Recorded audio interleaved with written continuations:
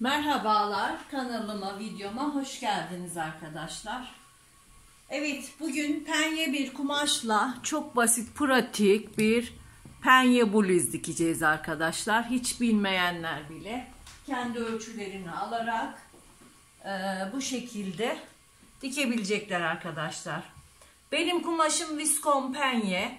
Önce 2'ye sonra 4'e katladım ve ölçümü verebilecek şekilde ayarladım arkadaşlar. Kumaş katları burada. Kumaş katı katlı olan yere deniyordu. Buralar ise açık kenarlar. Bu şekilde ben kumaşımı serdim arkadaşlar ve şimdi kesmeye başlayacağız. Çok basit, sıfır yakalı, uzun kollu ve kolu lastikli bir bluz dikeceğiz arkadaşlar. Tunik de dikebilirsiniz, bluz de dikebilirsiniz. Bu şekilde kendi kalıbınızı da çıkartabilirsiniz. Elbise de yapabilirsiniz. Şimdi ben kumaşımın üzerinden şu şekilde eğriliği atmak için düz bir çizgi çektim. Ense ölçümü yerleştiriyorum. Ense ölçüm benim 9 santim. Şuradan 9 santimi işaretliyorum. Hemen 11 santim omuz işaretini atıyorum. Ense için buradan 3 santim düşüklük yapıyorum. Ense çizgisinden 1-2 santim düz gittikten sonra şu şekilde pratik bir şekilde yuvarlayarak ensemizi çiziyoruz. İsterseniz bunu cetvel yardımıyla da çizebilirsiniz arkadaşlar. Bakın şöyle bir cetveliniz varsa şu şekilde yerleştirirsiniz. Şöyle çiziverirsiniz. Şimdi omuz düşüklüğü için de şu şekilde 3 santim kullanıyorum. 2,5'da kullanabilirsiniz, 3'te kullanabilirsiniz. Ben bu sefer 3 kullanmayı tercih ettim. Ve omuz başından şu şekilde omzumu çiziyorum. Gördüğünüz gibi ense ve omuz çizgisi çizildi. Şimdi omuz başından şuradan yani bedenimin boyuna bakıyorum. Ben tabi boyumu ayarlayarak kumaşımı kestim, hazırladım. Ben 80 santim uzunluğunda bir tunik yapacağım kendime. Evet arkadaşlar, şimdi buradan arka ön uzunluk olan 42 santimi düşüyorum. Hemen bunu enine uzatıyorum. Biliyorsunuz arkadaşlar, bu arka ön uzunluk hattı, burası bel çizgimiz oluyor. Buradan sonra kalça düşüklüğüm 20 santimi çiziyorum. Kalça düşüklüğü de biliyorsunuz arkadaşlar 18 santimden başlıyor 21,5'a kadar kullanılabiliyor. Bu nasıl bulunuyor? Bu kişinin boy ölçüsüne göre. Çok uzun boylularda 21,5 kullanabiliyorsunuz. Normal boylarda 20 santim, kısa boylarda da 18 santim kullanabiliyorsunuz. Şimdi kol evimi bulabilmek için ben kol evi ölçümü biliyorum aslında. Penye bu tarz kumaşlarda 21-22 santim yeterli geliyor. Fakat siz nasıl bulacaksınız? Omuz başından mevzur omuzu koyuyoruz 42 santim. 42 santimi 2'ye bölüyoruz 21 santim ve bir ekleme yapıyoruz 22 santim. Bu 22 santimi omuz düşüklüğünden aşağıya şu şekilde işaretliyoruz. Şuradan belden yukarıda 20 kalan ölçümüz nedir? 17 santim. Şöyle buradan da çizebiliriz. Şu şekilde.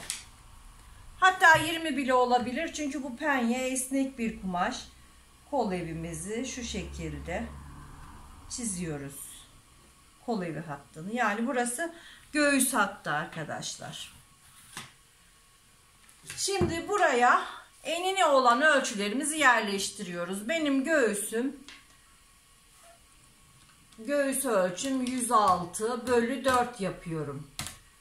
Bu penye kumaş olduğu için hiç ekleme yapmasak da olur ama ben rahat sevdiğim için penye de olsa 1 santim ekleyeceğim. 26,5 çıkıyor. 1,5 santim ekleyerek ben göğüs ölçümü 28 yapacağım arkadaşlar. 28'den işaretini atıyorum. Kalça ölçüm ise 116 santim. 116 bölü 4 yapıyorum. 29 santim. Ve buna da 2 santim ekleme yapıyorum. 31 santimden kullanıyorum. Aslında hiç ekleme yapmasak da olur. Fakat ben rahat seviyorum. O yüzden ekleme yapacağım. Evet arkadaşlar. Burası göğüs ucumuz. Burası belimiz pardon. Belde. Burası bel. Göğüsten sonra bele geçelim. Beli atladık. Kalçayı ayarladık. Şimdi belde de hafif bir oturtturma olmasını istiyorum. Göğüsten 28 girmiştim. Belimi de 27 çiziyorum hemen. Ve daha sonra basene geçiyoruz. Burası basen hattımız. Basen, bel, göğüs. Şimdi basenim 116 idi. Tekrar hesaplayalım. 116 bölü 4 yapıyorum. Eşittir 29. 2 santimde ekleme yapıyorum. 31 santimden çalışıyorum. Ve şöyle 2 santimde yırtmaç payı veriyorum. Ben 2 santim yırtmaç istiyorum. Çünkü yırtmaçlı istiyorum bluzumu. 2 santimde yırtmaç payı verdim. Şimdi bu çizgileri çizeceğiz arkadaşlar. Kol evimizi çizeceğiz öncelikle. Kol ev için şu cetveliniz varsa çok rahat kol evinizi çizebilirsiniz. Yoksa pratikte çizebilirsiniz. Şu şekilde şöyle kol evimi çizdim. Tabi bu 4 kat ön ve arkayı birlikte çalışıyoruz. Ön değişiklikleri daha sonra yapacağız. Belimiz için ise düz cetvelle de çizebiliriz. Riga cetvelimizde de çizebiliriz. Şu şekilde çiziyorum. Ve burada 1 santim bele girme yaptık. Belimi hafiften otursun diye. Şimdi riga cetvelimizi alıyoruz ve şu şekilde basen, çok kavisli olmayacak şekilde basenimi çiziyorum. Ve şurada keskin köşeler olmayacak. Hiçbir zaman kalıpta, dikişte keskin köşeler olmaz arkadaşlar. Hafiften doldurarak yumuşatıyoruz. Ve yırtmaçlı olacak bluzum. Şu şekilde düz bir şekilde aşağıya iniyorum. 2 santim yırtmaç payı veriyorum. 1 santim de dikiş payı vererek çiziyorum arkadaşlar. Yırtmacımız da hazır. Evet, şimdi görünümüne bir bakıyorum. Ve daha sonra keseceğiz arkadaşlar. Evet. Şimdi overlock'ta dikeceğim için 1 santim dikiş payı vererek kesiyorum. 4 katı birden ön ve arka birlikte kesiyorum.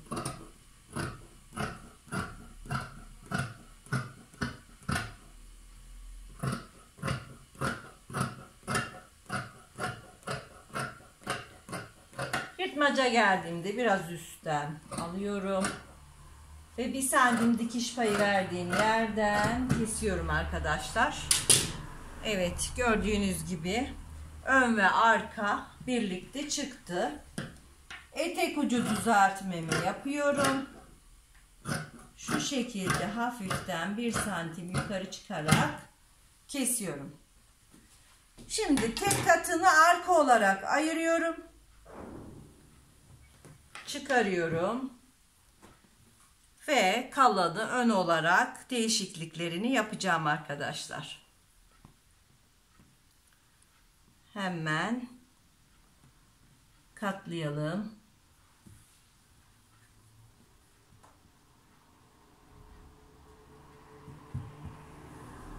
Şimdi ben yakamı 0 yakalı seviyorum arkadaşlar. 3 santim inmiştik zaten. 3 santimden sonra şöyle bir 7 santim daha iniyorum. Ve şu cetvelimle gördüğünüz gibi yaka oyuntusunu da veriyorum. Şu şekilde ön yakamı keseceğim. Gördüğünüz gibi.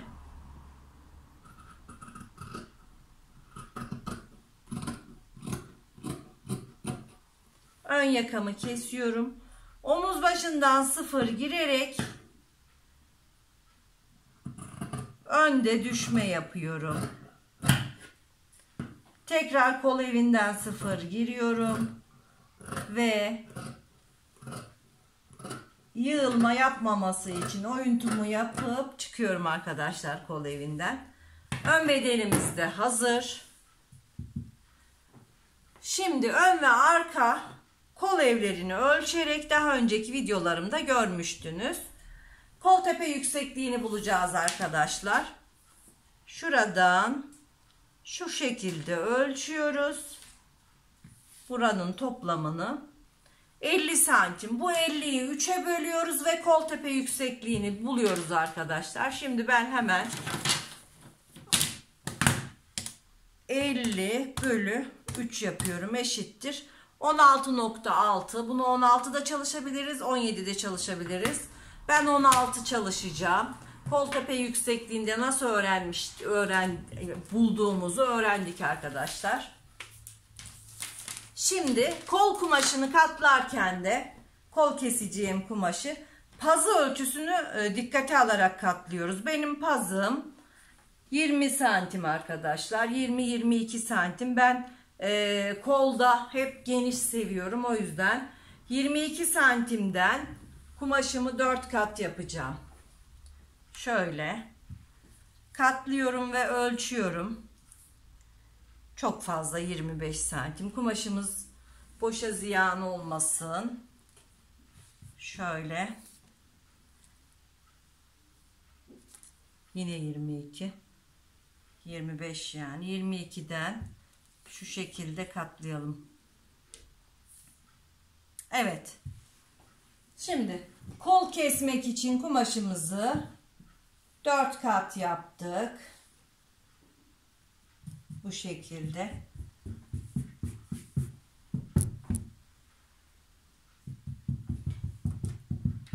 Evet. Şimdi kumaşımın üzerine her zamanki gibi düzeltiyorum. Kamera açımı da bir kontrol etmek istiyorum. Nasıl göründüğüne dair. Herhangi bir sürprizle karşılaşmayalım sonra gözükmüş gözükmemiş diye. Evet arkadaşlar, şimdi daha iyi oldu. 4 kat yaptığım kumaşımdan hemen 16 santim kol tepe yüksekliğine iniyorum. Mezromu hiç kaldırmadan kol boyumu ayarlıyorum. Şöyle 65 santim kol boyu iyi arkadaşlar. Çünkü ben lastikli kol yapacağım. Lastikli kolu seviyorum. İnce bir lastik geçireceğim. Şimdi bu çizgiyi çiziyorum, kol tepe yüksekliğini. Burası bizim pazımızın yeri oluyor. Pazımı hemen yerleştiriyorum buraya. Şu şekilde 22 santimden yerleştiriyorum. Ve manşetimi de lastik takacağım için şöyle 19 santim yeterli, ya da 18 yapalım. 18 yeterli diye düşünüyorum. Hemen kol altını çiziyorum. Pratik bir şekilde. Kol tepesinden, yani şuradan içeriye 1-2 santim düz geliyorum. Daha sonra buradan pratik bir şekilde kolumu kesiyorum arkadaşlar. Şu şekilde gördüğünüz gibi. Hemen kolumu şöyle çok hafif bir pay vererek kesiyorum.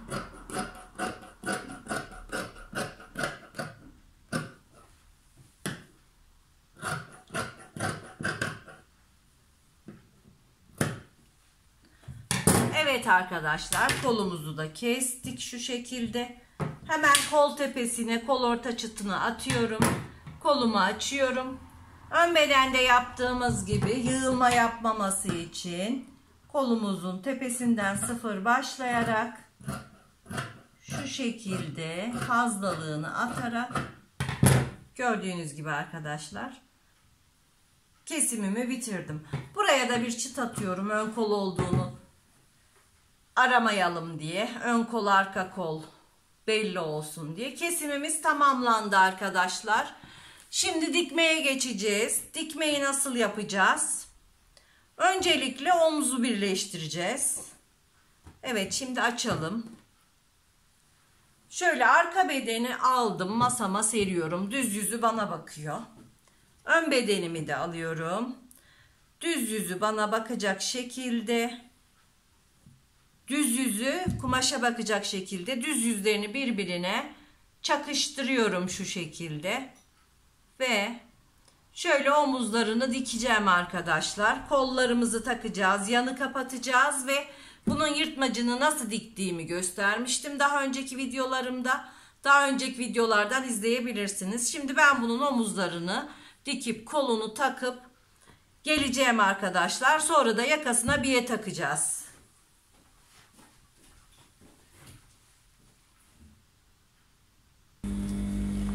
Evet arkadaşlar, dikimini de göstermek istedim. Şimdi overlock başındayız. Ön ve arkayı düz yüzlerini birbirine çakıştırdık. Ve omuzlarımızı dikiyoruz. Hemen.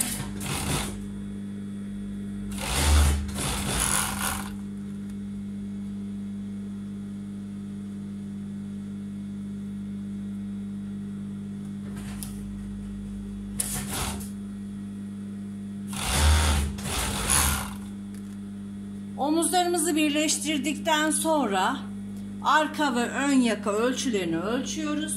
Buna göre kullanacağımız yakayı hazırlıyoruz arkadaşlar. Ben ölçtüm. 9 santimden kesmiştik enseyi. 9 18. Ben 2 santim eksiğini hesaplıyorum hep. 16 santim arka için ayarladım. Şu şekilde. Önü de ölçtüm. 3-4 santim eksiğini ayarladım. Bu şekilde hazırladım. 2'ye kırdım ütüde. Burayı birleştirdim. 4,5 santim eninde kestim arkadaşlar. 2'ye kıvırdım ve şimdi overlock'ta yakamı takacağım arkadaşlar. Evet, işaretlerimizi aldık. Şu şekilde. Şimdi overlock'ta yakamı takacağım. Şimdi omuz dikişini buraya getiriyorum. Ve dikmeye başlayacağım arkadaşlar.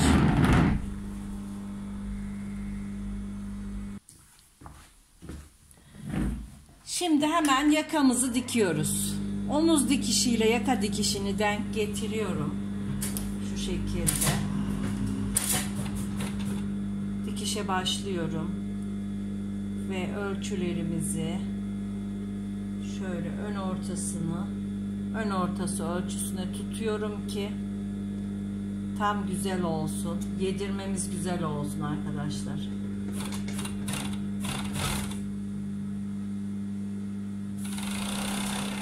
Yakamız hafif çekerek olacak. O yüzden yaka ölçülerini iyi ayarlamamız gerekiyor.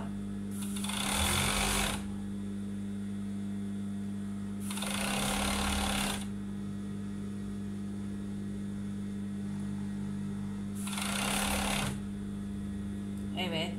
Ense ortasına işaretim tam denk geliyor. Benim yaka ölçülerim çok güzel olmuş. Siz de bu şekilde yakanızı ayarlayabilirsiniz. Evet, bakıyoruz şöyle kaçak var mı? Yok, gayet güzel. Evet, yakamızı gayet güzel bir şekilde diktik arkadaşlar. Şu şekilde. Şimdi kolları takıyoruz. Ön taraf, kolumuza çıt atmıştık ön tarafa. Hemen kolumu alıyorum. Çıt olan yeri, düz yüzünü getiriyorum şu şekilde. Pratik bir şekilde kol ortasını omuz dikişine getirerek kol takma işlemini gerçekleştiriyoruz. Burası da bedenimizin arka tarafı, kolumuzun arka tarafı. Kolda hafif bir bolluk olacak. Onu şöyle yukarı doğru yediriyoruz. Ve kolumuzu takıyoruz. Şimdi ben hemen hiç çevirmeden kol ucundan başlıyorum. Kol taktığım tarafın yanını kapatıyoruz. Çok pratik bir şekilde tuniğimizi dikiyoruz arkadaşlar. Hiç bilmeyenler bile dikebilir.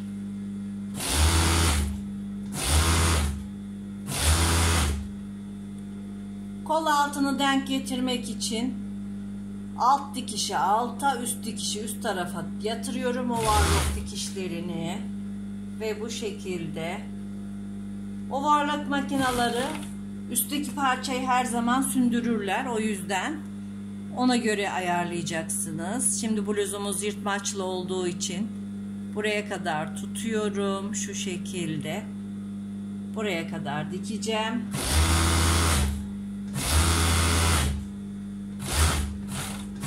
Ve buradan çıkacağım. Belki bana kızacaksınız arkadaşlar. Çok yavaş anlatıyorum, uzun sürüyor diye, ama bilmeyen arkadaşlar detaylı öğrensin istiyorum. Şöyle overlock'umuzu çekiyoruz yırtmacımıza da.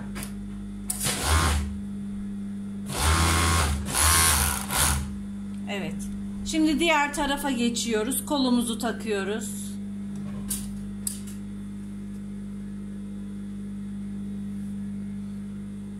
Burada arkadan başlayacak. Arka kol, arka beden.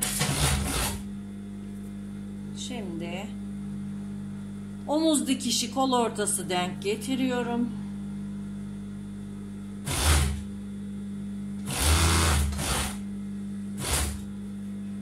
Şu şekilde bu tarafı tutuyorum.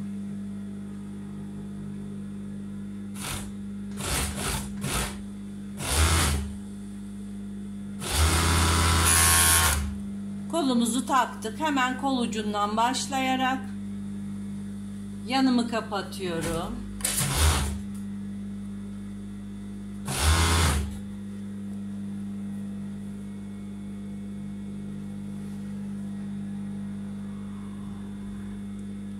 Overlock dikişlerimizi ayarlıyoruz.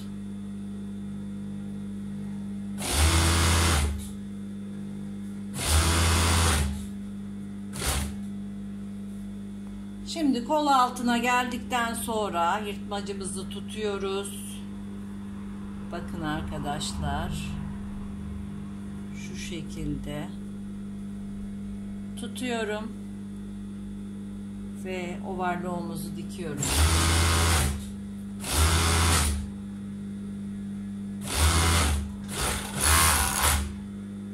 Yırtmaçlarımızın overlock'unu da yapıyoruz.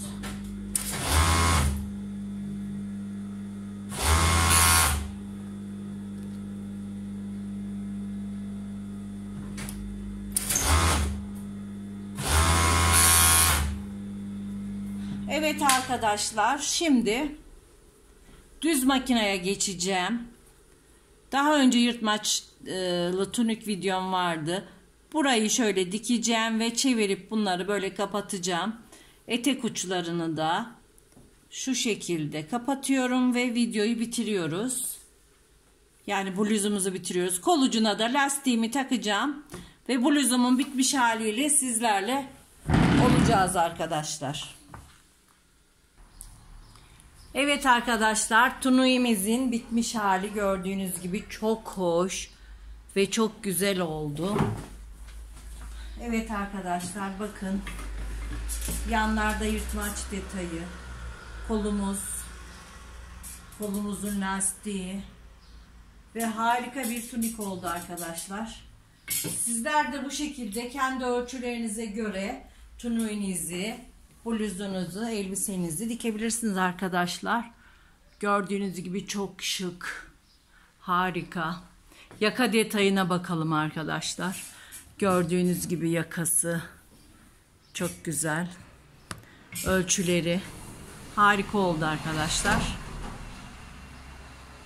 Hala abone değilseniz aboneliklerinizi, beğeni ve yorumlarınızı bekliyorum arkadaşlar. Çok çok izleyin, çok çok dikin. Hoşça kalın.